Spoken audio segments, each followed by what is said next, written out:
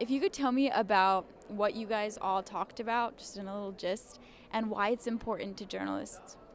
Sure, we talked about covering immigration issues as a journalist, and why it's important. It's because immigration is part of almost every facet of our society.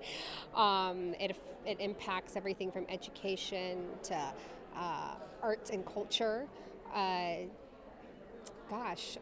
Health, law enforcement. So whoever is just covering journalism, it's covering. They're covering also immigration and really America in itself. So. Thank you.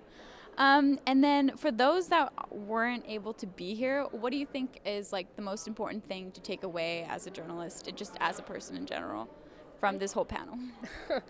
I think it's important to think outside of the box and to find stories about immigrants um, in your communities, right? And it doesn't just have to be the traditional story that we do sometimes about immigrants living in fear. I think one of the panelists said something really good, is that you have to keep in mind that immigrants are usually very resilient and strong people.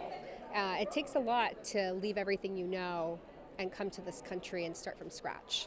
So just innately, you're strong and resilient. So I think that's something that reporters should keep in mind when they're doing these stories.